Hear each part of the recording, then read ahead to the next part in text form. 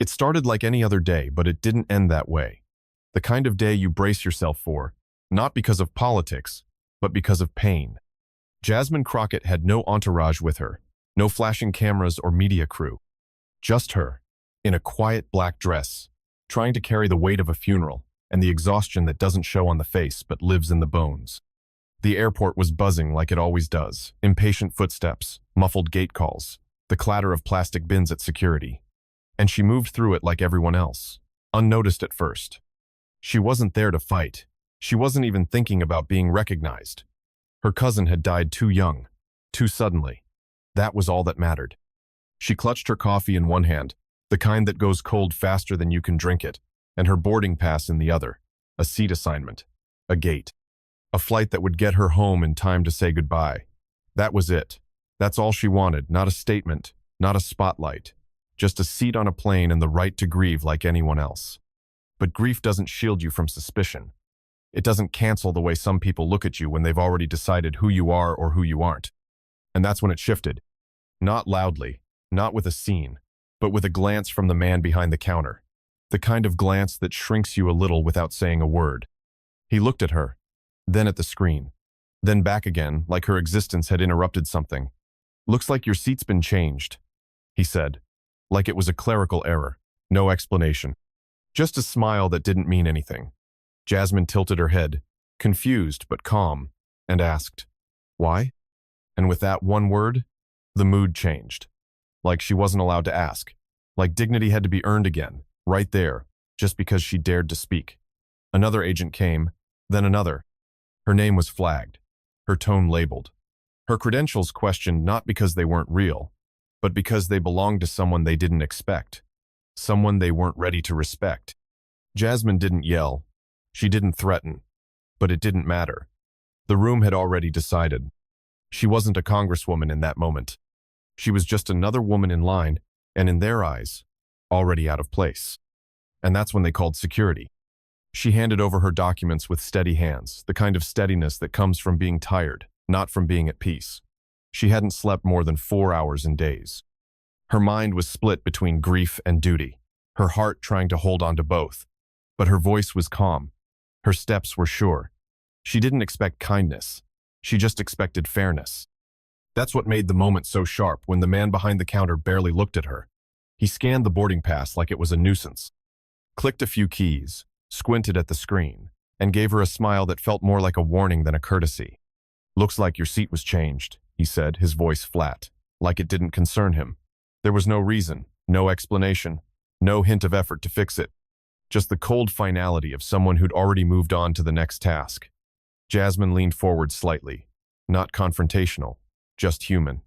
"I confirmed this flight last night," she said. But he wasn't listening. He tapped the screen again, shrugged, and said, "These things happen." Like that was enough. It was the way he dismissed it that said more than the words. Like her presence was a complication. Like her grief didn't matter. A man behind her coughed. Another checked his watch. The line was watching now, but no one stepped in. That's how it always starts, quiet, subtle. 1,000 little ways someone tells you you're a problem without ever saying it out loud. Jasmine's jaw tightened, not out of anger, out of understanding. She'd seen this before. Played out in smaller towns, in courthouse lobbies, on doorsteps she wasn't supposed to knock on. But seeing it here, on the day she was just trying to lay someone to rest, that was different. And still, she didn't raise her voice. She didn't escalate. She just asked again, "Why?" That's all it took for the air to change. That's all it ever takes when the wrong person decides you're too bold for your place in line. She asked why. Not loudly. Not with anger. Just a simple question. That's when the attitude started. Another agent appeared. Then a third. Her name was flagged. Credentials questioned. Eyes rolled. Voices clipped. She was told to wait, then told to move, then told she was being difficult. And all of it because she dared to speak with clarity, not apology. Security was called. Not because she shouted, not because she resisted, but because she didn't shrink. Because she stood there calm, composed, and unwilling to make herself smaller just to soothe someone else's power trip. The moment they couldn't control her, they labeled her. Her tone wasn't soft enough. Her questions too direct. And when she asked for a supervisor, They brought officers instead. No chaos, no threats, just a black woman asking for clarity and being treated like a problem that needed to be handled, not heard. The crowd nearby felt it. Phones came out, heads turned. But the people with badges and lanyards weren't concerned about truth. They were concerned about control. She stood to the side, no longer a traveler but a target. The air around her thickened, not with noise, but with a heavy silence zone soaked in judgment. Some people stared. Others looked away, pretending not to see what was unfolding. A few recognized her whispers floated. That's Congresswoman Crockett. But none of that mattered. Not the title. Not the work. Not the dignity she carried like armor. Her government ID was shown, twice. Still, they barely glanced. Like it wasn't real. Like she wasn't real. As if all her years of service could be dismissed by one glance from a stranger behind a counter. They didn't see her history. They didn't care about her reason for flying. They just saw someone who didn't smile when told to wait, and that was enough to strip away everything else. She texted one person, not her assistant, not her team, not even the press who would have turned the scene into headlines in minutes.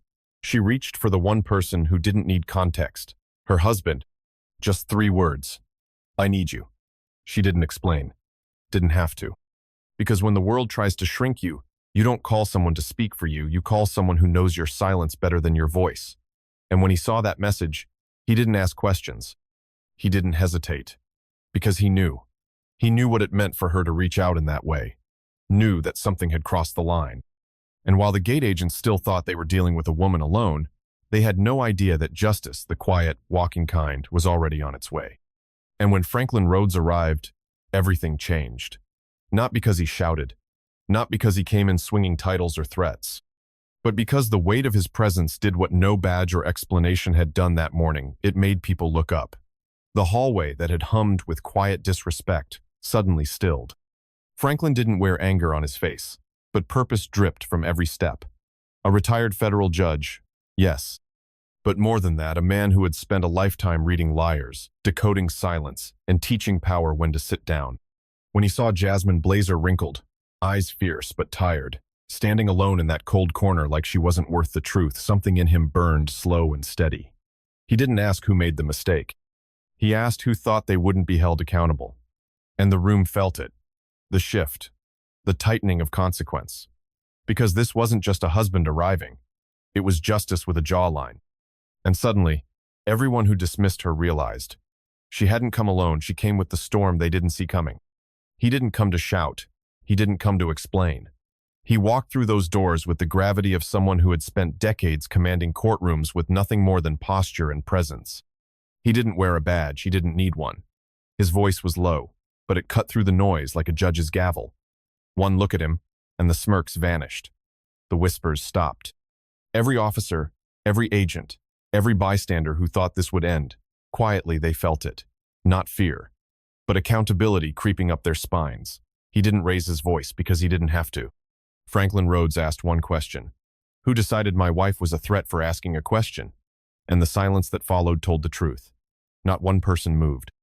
Because in that moment, they weren't dealing with a name on a boarding pass. They were standing in front of someone who'd spent his life making sure power didn't go unchecked, and today, that included them. He asked what happened. She answered quietly. They escalated. They dismissed. They detained. For nothing. Her voice didn't tremble, but every word hit like a verdict.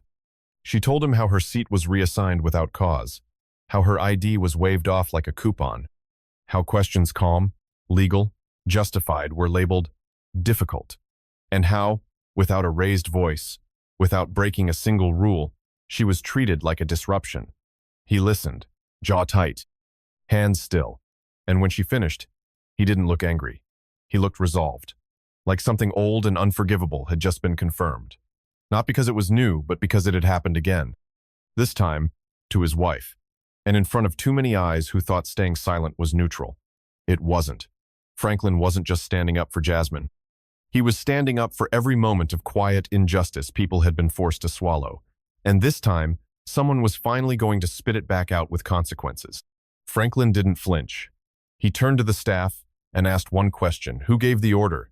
His voice didn't rise, but it silenced the room. The agents glanced at each other. suddenly unsure of the script. One stammered. Another looked away. The air turned heavy, like everyone could feel that this was no longer about a seat or a boarding pass. This was about accountability, and the fact that someone had crossed a line they thought would never be challenged. "Was it you?" Franklin asked again, steady and unblinking. "Or are you hiding behind a policy you never read?" No one answered. Not because they didn't know, but because they did.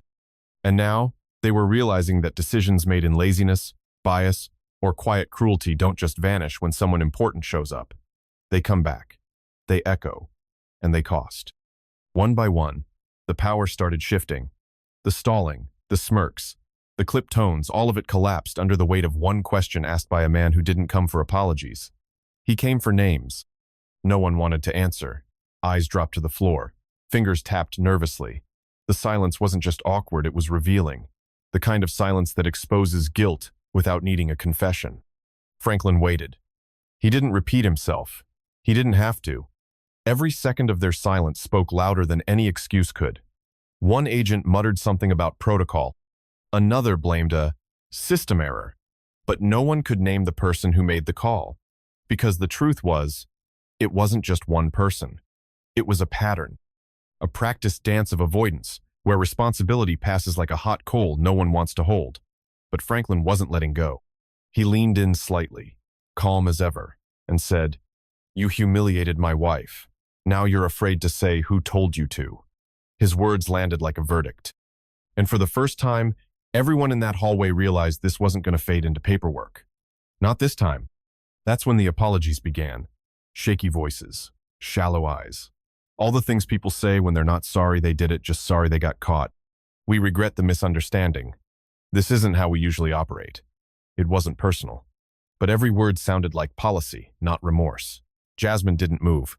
Franklin didn't blink. Because they knew these weren't apologies born from reflection. They were damage control, rushed, rehearsed, hollow. A manager tried offering a new flight, first class, no delays. Another muttered something about an internal review. But Franklin cut through it like a blade. No upgrades, no favors, just the truth. Who saw her name and decided it didn't matter? The room froze again. No one stepped forward. And that told them everything. Because when accountability is a threat, it means the system was never designed to be fair. Franklin didn't want better treatment for his wife. He wanted equal treatment, the kind she should have had from the start. And that's what made every apology in that room sound like an insult. "You detained a congresswoman," he said. "You ignored her ID. You humiliated her in public for doing nothing but asking a question." His voice didn't shake, but it hit harder than any raised tone. The words didn't echo, they landed. You could feel the shift in the air. Suddenly, the uniforms standing around her weren't just staff, they were people who had crossed a line. And Franklin wasn't there to scold them. He was there to make them see it. Every eye in that terminal was watching now, not because of a scene, but because of the stillness. Jasmine stood behind him, silent, solid, her hands folded. This wasn't about rage. This was about recognition, forcing everyone in that room to look at what they did and say it out loud. You don't get to strip someone of their dignity and then walk away like it never happened. You don't get to weaponize protocol when you've already made up your mind. And when Franklin spoke those words, it wasn't just a correction, it was a verdict. And the silence that followed? That was the sound of guilt arriving without anyone ready to claim it. "Still," they stammered. "Still," they ducked. Eyes dropped to shoes, hands fumbled with radios, and every sentence began with, "I didn't know," or, "That's not how it looked." But it was too late for shrinking, too late for dodging. Franklin didn't need to raise his voice, their silence did it for him. Each pause stretched longer, more uncomfortable. These weren't just employees anymore, they were witnesses caught in the aftermath of their own actions. Jasmine hadn't demanded anything that morning. She hadn't shouted or resisted. All she did was stand tall, ask why, and expect respect. And for that, they made her a target. Now, with her husband beside her, the narrative shifted. No more vague protocol. No more polite avoidance. There was a reckoning in the room, and every person who looked away only made it louder. Because some wrongs don't need to be screamed to be undeniable. Some truths, when finally spoken, make even the floor feel like it's trembling beneath your feet. But Jasmine said nothing. Not out of shock, not from fear, but because silence, in that moment, said more than outrage ever could. She stood still, arms relaxed at her sides, eyes locked on the faces that once brushed her off like a glitch in the system. Her calm wasn't weakness, it was memory. Of every time she'd been told to wait, to lower her tone, to smile more. Of every gate, every desk, every subtle dismissal that piled up over years like dust no one bothered to clean. She didn't need to remind them who she was. Her silence did that. Every second she stood there, steady and unbothered, the weight of their mistake grew. The people who once saw her as a problem now saw themselves unraveling under her gaze. They shifted, coughed, looked toward exits, toward each other anywhere but her eyes. She let them. Because Jasmine Crockett didn't need to defend her presence. They were already doing that job for her, badly. And the longer she said nothing, the more the room spoke for itself. Because sometimes, silence screams louder than any microphone. And in that airport, surrounded by uniforms, rules, and rushed apologies, Jasmine's stillness hit harder than any speech. It wasn't silence of defeat, it was the kind that made people squirm. The kind that forced everyone to hear what they'd rather ignore. The arrogance in how they moved, the carelessness in how they judged, the ease with which they stripped away dignity without a second thought. Her quiet didn't beg for decency, it exposed the lack of it. One glance from her made a supervisor fumble his clipboard. One breath between words made a TSA agent recheck his stance. She didn't shout her credentials. She didn't name-drop her title. And still, the air around her shifted, like the moment before a verdict. Franklin stood beside her, the echo of every courtroom he'd ever commanded, lingering in his posture. But Jasmine held that space with nothing but the truth, not in her mouth, but in her presence. And in that presence, the lie that power only comes from volume was shattered. Because what she carried couldn't be silenced, and the silence was the proof. She stood there rumpled, exhausted, disrespected, and still looked like power. Not because of the nameplate on her office door, not because of some scripted reputation, but because in that mess of humiliation, she never handed over her dignity. They tried to drag her into their smallness, but she stayed rooted in something they couldn't touch. Her blazer was wrinkled, her curls slightly loose, her eyes tired, but her posture? Unshaken.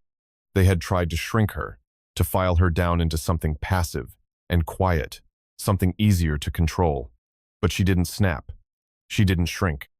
She let their actions speak louder than any protest ever could. And somehow, in the way she held her silence, in the way she didn't chase approval or demand validation, she made everyone else in the room look small. She didn't need to win the argument. She became the proof. Proof that real strength isn't about dominance. It's about not letting the worst of others dictate who you are. And as the minutes passed and their excuses piled up, the people watching began to see it too. She wasn't the problem. She was the mirror. And they didn't like what they saw. Outside, the world was already watching, not through official channels, but through shaky phone clips, tweets, and quiet murmurs spreading like sparks. What began in a corner of the terminal was now moving through timelines and group chats, drawing eyes and hearts to something deeper than a headline. People didn't need to know her biography to feel something stir. They recognized the tired look on her face, the forced patience, the way she stood still when everything around her screamed injustice. Because they'd been there. Not on that exact carpet, maybe, but in that same powerless silence. They'd heard that tone, the one that says, "You're inconvenient just for asking why." They'd seen that smirk from a stranger with just enough authority to make your day harder and feel good about it. It didn't matter that she was a congresswoman. To them, she was a reflection of mothers, fathers, co-workers, the tired woman at the DMV, the teenager at the mall, the veteran at the pharmacy. All of them, at some point, had felt like her. So they shared. Not for outrage, for recognition. Because Jasmine didn't just stand in that terminal. She stood for everyone who's ever been told, know your place. And with every repost, every stitch, every comment that simply said, this, right here, her silence was turning into a rallying cry.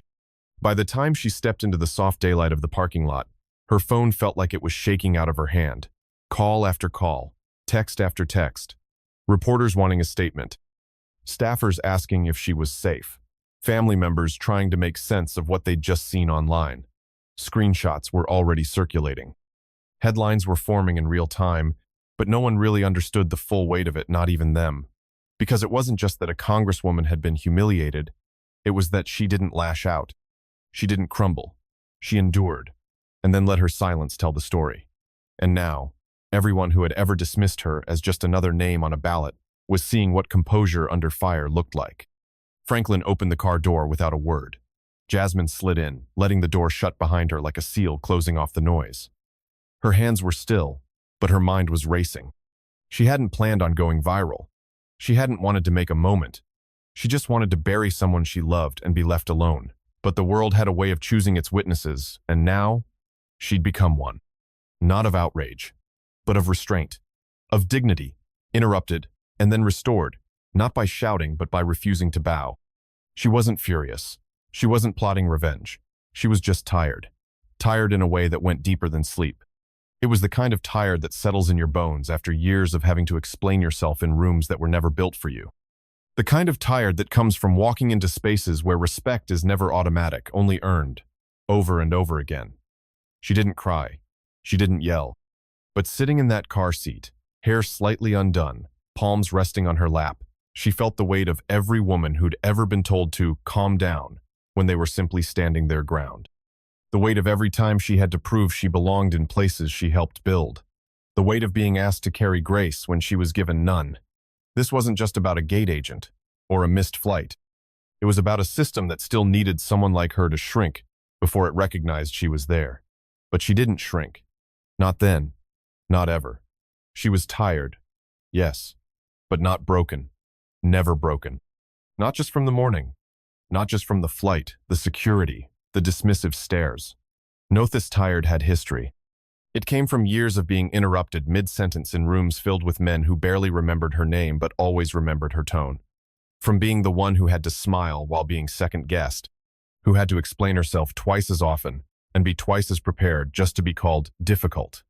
It was the exhaustion of walking into buildings where the walls were lined with portraits that looked nothing like her, and still holding her head high like she belonged because she did. But the world made her prove it again and again. This was about how Black women are asked to make themselves smaller just to make others feel comfortable. About how their confidence gets misread as arrogance. How their clarity is called aggression. Jasmine carried all of that on her shoulders in that terminal, not just her own story, but the weight of generations who had to fight for a seat they were already ticketed for. And the worst part? It wasn't surprising. It was expected. That's the wound. That's what makes you tired in a way sleep can't fix. Franklin stood beside her, silent at first, his hands folded in front of him like he was still on the bench still, weighing truth against noise. The terminal doors slid open behind them with that soft mechanical hum, but neither of them looked back. His eyes stayed forward, sharp and still.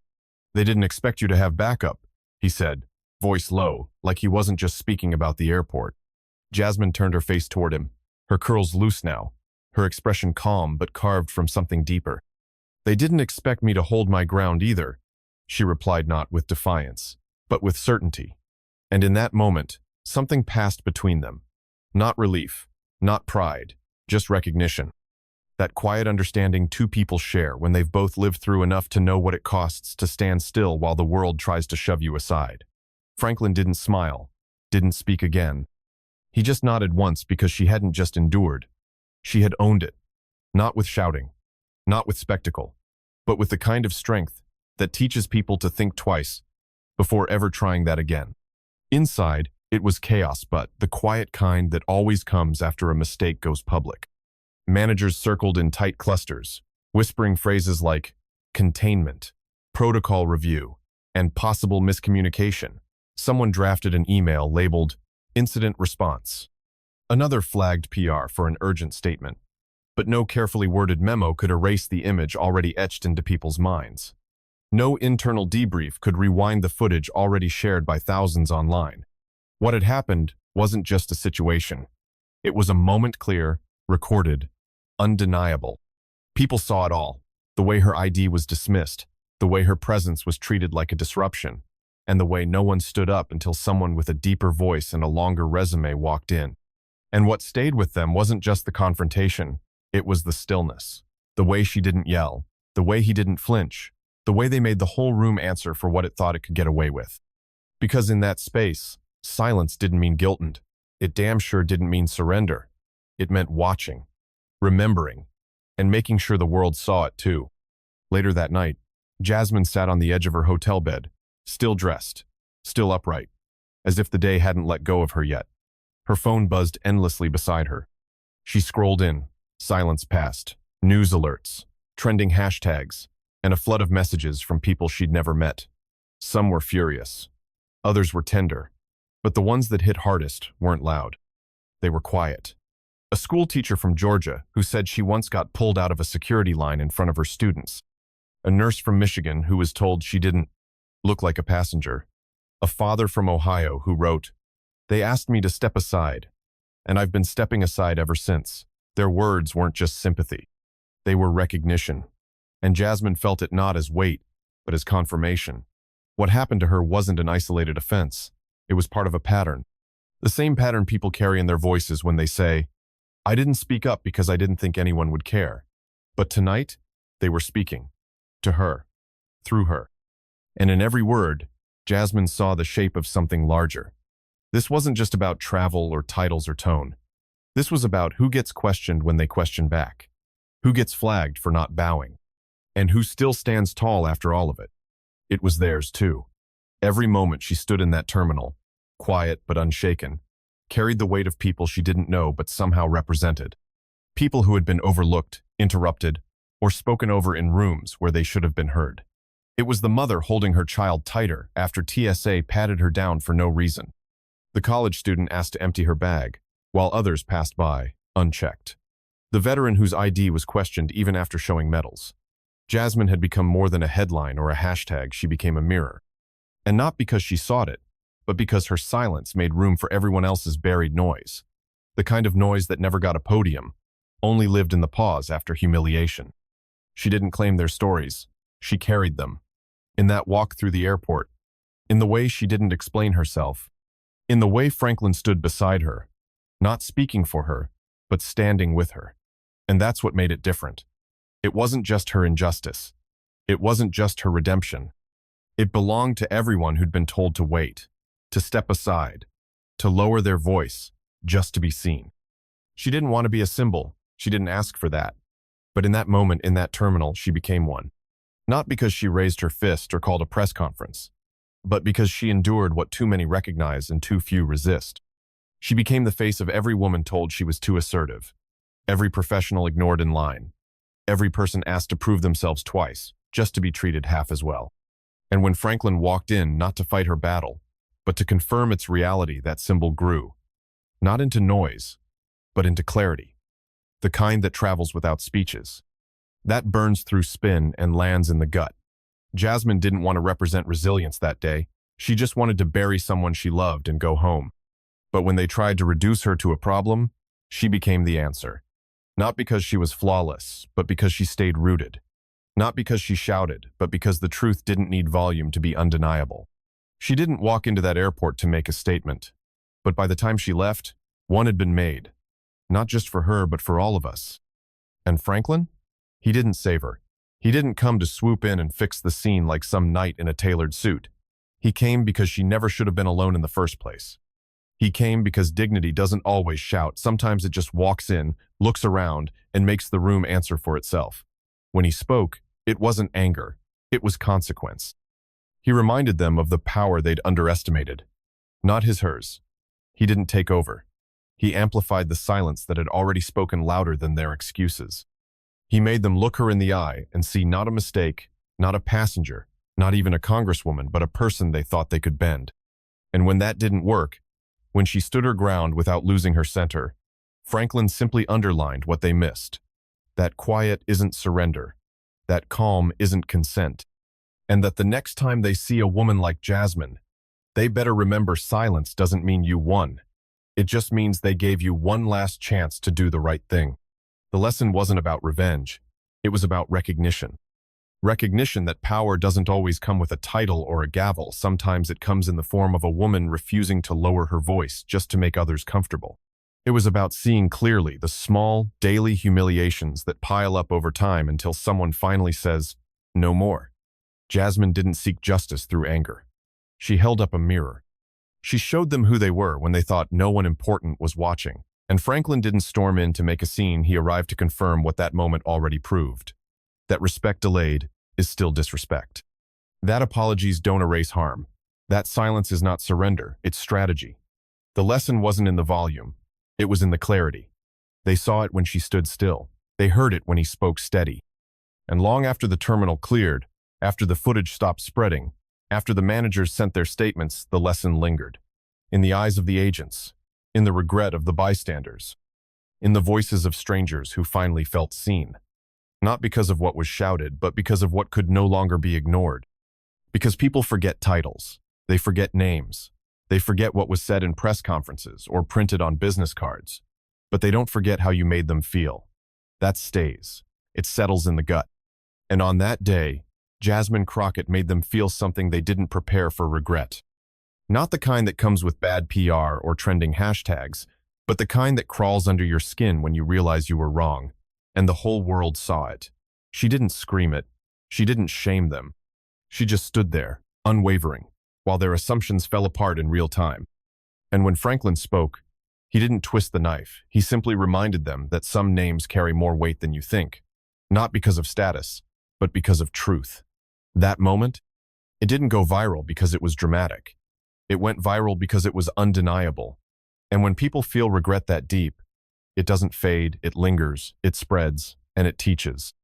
Not because she raised her voice or slammed her fist on the counter. Not because she demanded it with threats or titles, but because she stood there tired, disrespected, grieving, and refused to shrink. She didn't flinch when they questioned her. She didn't fold when they tried to rewrite the narrative in real time.